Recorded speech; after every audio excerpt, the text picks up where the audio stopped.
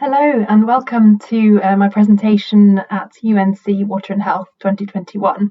It's a great pleasure to present to you today as the winner of the Best Abstract Award in the Sanitation Workers category. So thank you very much to WaterAid and all of the International Sanitation Workers Consortia for considering me for this award.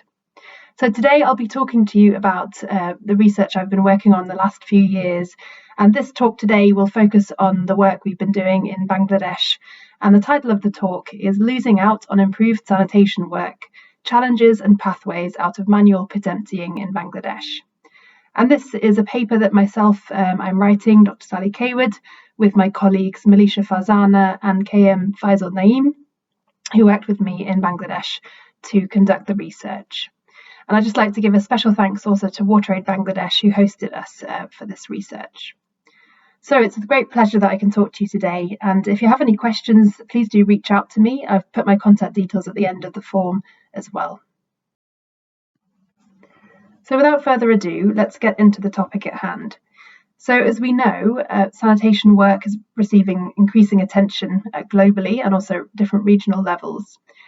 When I'm talking about sanitation work, I know that this is a contested term in itself, but I'm really using the definition used by WaterAid, the ILO, the World Bank, SNV, and WHO, including in their recent report in 2019 on sanitation workers, looking especially at those handling human waste, so those involved in the manual or mechanical handling of human waste.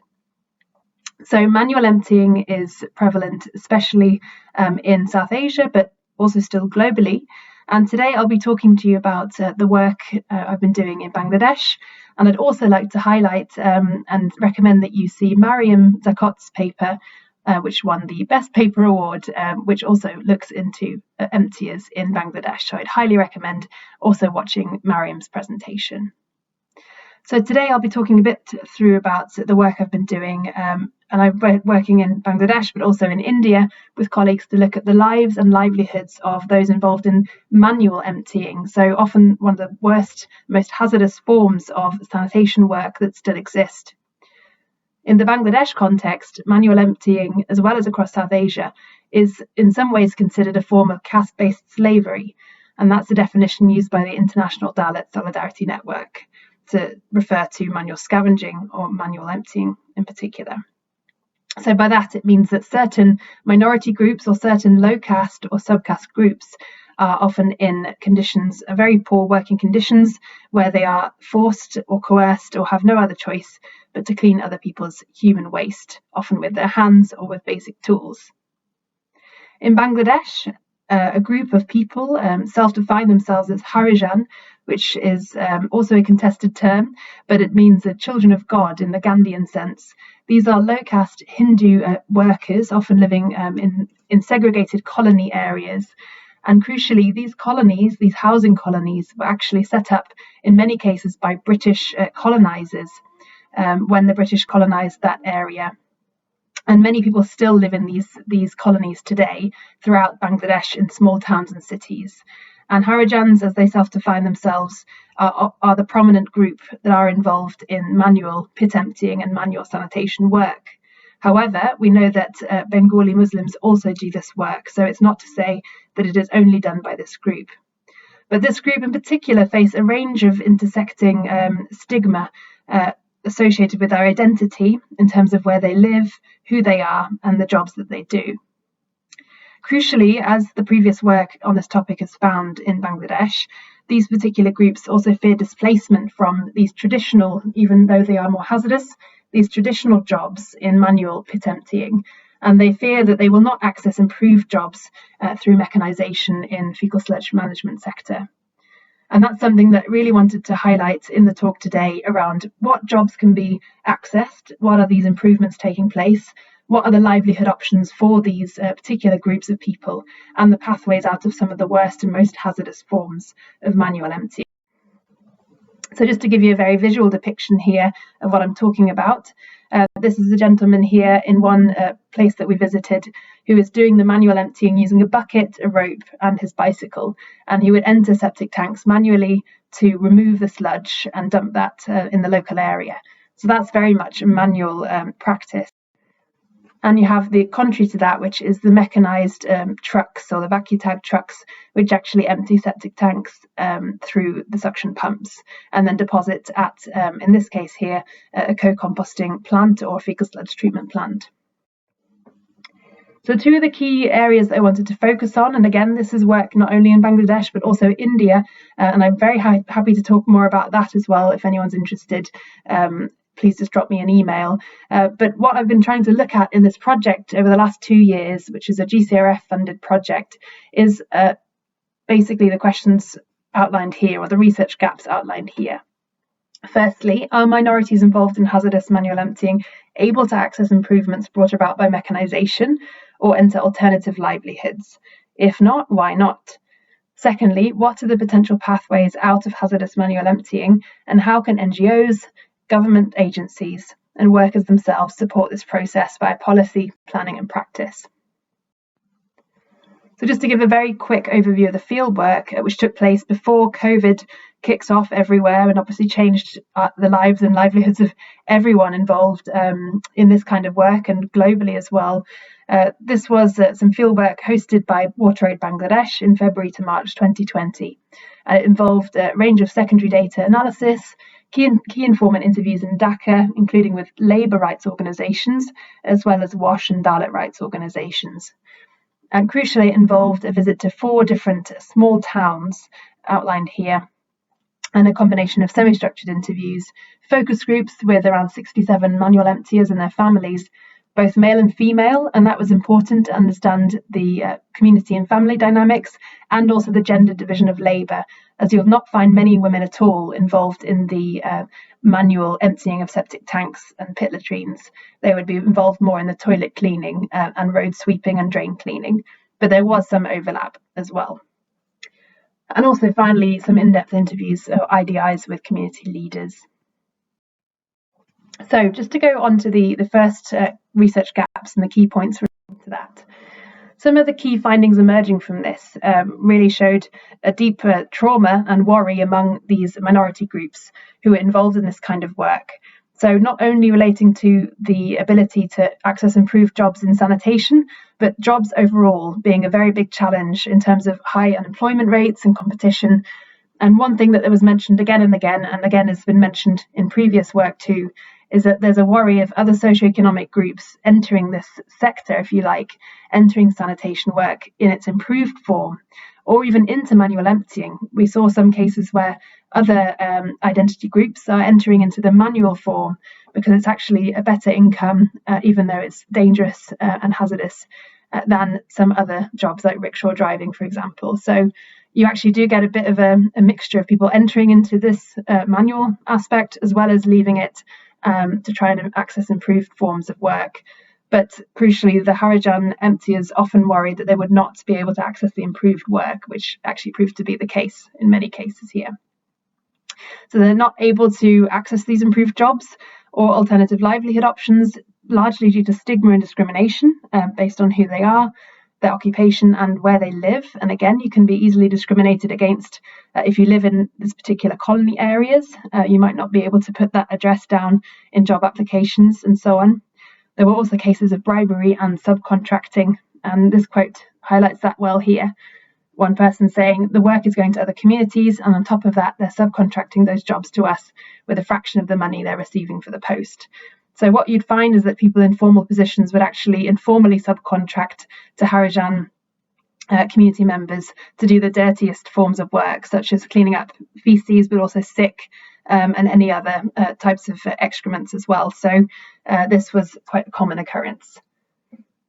We found that younger generations were deploying a range of strategies to avoid association with this kind of work, and also with the community sometimes at large. And they would migrate to cities, for example. They would maybe hide their identity, their address, or even convert to another religion, which often brought great shame and stigma in their own communities. But it was a way in which to try and escape the stigma of their community history in this kind of work. And crucially, as this quote implies, it's very difficult for educated young people to also access different work outside of their designated caste identity or caste occupation. And this person saying that the person who got a master's degree is working as a sweeper. He applied for a computer operator position, but when they saw the address as the sweeper colony, he was rejected. And crucially, whilst we often see in the WASH sector that this livelihood aspect is outside of the mandate, if you like, of looking at FSM, it's clear that the introduction of trucks and the improvement of containment systems is having both a positive, crucially in terms of public and environmental health, and also negative and unintended consequences for some of these emptier groups, including a loss of earning opportunities, such as this quote implies here, where they say saving the environment via trucks has become the cause of our stomachs being dead. Quite a poignant point there. They also mentioned that training to improve the work or access PPE or other occupational health and safety equipment is often just a one-off occurrence, so it's not repeated, meaning that many might actually go back under the radar into the informal manual emptying, or even travel further away with a bucket and spade in search of this kind of work. So going to speed up a little bit here as I'm aware the time is ticking, just to look at the potential pathways out of hazardous manual emptying and how NGOs, government agencies and workers can support this in the future. So crucially, we see some really positive changes happening despite the challenges I mentioned.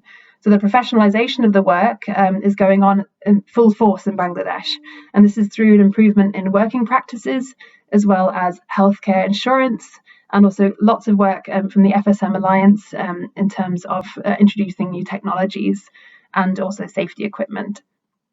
We also see, not only in Bangladesh, but also in India, a change in the terminology around sanitation work. So we talk now of sanitation workers, but in the past, there were very derogatory terms used for groups involved in this kind of work, which are still used today, but increasingly these categories have changed. So in Bangladesh, for example, now we hear of Parichhonna Kormi or cleaning workers. And in India, we might talk of sanitary inspectors or sanitary workers.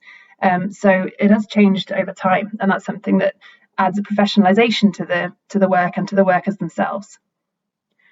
So we've also found that some jobs on the trucks and the FSTPs are allocated to Harijan workers, and there was recognition among the people we spoke to that these kind of plants and these sorts of infrastructures can also be great in terms of job creation and also some job stability, which was a key challenge. We also see that education, vocational training and startup grants were also potential pathways to alternatives. As one person mentioned here, if the government helps us establish businesses, then we can do it. We have many interested people. I'm thinking of asking the government to give autos to some of our youths. So you can see that people are keen and willing to actually set up enterprises to start new businesses, but often they lack the capital and also the mentoring and the support to actually deliver on these different livelihood options. Crucially, just to end on a few opportunities, and this was based on a SWOT analysis done from the research, and again also linked to some of the findings coming out of the India fieldwork as well. There's 4 key things to highlight here in terms of ways forward and opportunities for what we can look at in the future. One is strategic alliances. So in the WASH sector, we might not often speak to those working in the labour sector or the labour rights sector, as well as Dalit rights. So this seems to be crucial in terms of promoting synergies between WASH, labour and Dalit rights organisations to try and address some of the underlying stigma and discrimination facing these groups. And that could be around lobbying collectively for particular acts, such as the Anti-Discrimination Act in Bangladesh, and also to challenge stereotyping, which can also occur quite prolifically within NGO organisations as well. So trying to raise awareness of these issues and connect across the different sectors would be something that's a step in the right direction. Secondly, and importantly, having inclusive FSM planning, policies and programmes, including transition plans, longer-term training and skill development, and support in seeking sustainable alternative livelihood options. So by transition plans, we mean what happens in the switch from manual to mechanical. Can there be a way that we actually encourage manual workers to enter into safer work or a different sector? Or if not, then can we put into place some sort of transition plan so that they don't actually just lose their only income that they have? Crucially, to lobby the government for a rise in FSM and solid waste management budgets. A clear priority, also noted in India again and again, is the desire for permanent, more secure jobs and also higher wages, as well as the appropriate equipment and benefits. Very few people have work benefits of any kind, other than a bonus at religious festivals. So having a full range of work benefits, including maternity cover, healthcare insurance, and a range of other benefits, is something that we can certainly lobby around in future. And crucially, to support grassroots leadership and organising, to ensure that the demands of minorities, especially young people, are at the forefront of decision making. And this is via unions, associations and cooperatives. And there's been some great work going on in Bangladesh and around the region to try and encourage workers to organise collectively and raise their voice. Just while I end here, I know I've gone a bit over time, I'd just like to flag that myself and a number of other colleagues based in the UK, the USA and India are running a sanitation workers forum in November. We have an open call for contributions, as well as Twitter and an email. So if you're interested to join us for this, we're trying to build up a global focus on sanitation workers, and this would be the first kind of event where we try to bring together a range of different speakers, including sanitation worker representatives, students, researchers, practitioners, policy advocates, to try and lobby to focus more on sanitation workers and to understand some of the challenges that they face. So we'd love to have you to come along. So please do follow us on Twitter, email us with your ideas, and click on the open call for contributions, where you can actually submit ideas for projects and things that you've been working on. Finally, then, a special thank you to the collaborators in the last 2 years with this work, which is WaterAid Bangladesh, WaterAid India, WaterAid UK. Also in India, the Centre for Equity Studies, Visa Dagal and Reed organisations, and also my colleagues Melisha, Faisal Naeem and Sharda Prasad, who I'd like to give a special thanks to. As I said, please reach out if you have any questions. It would be great to hear from you. And please do also see Mariam's session on her paper from Bangladesh as well. Wishing you a great conference and all the very best.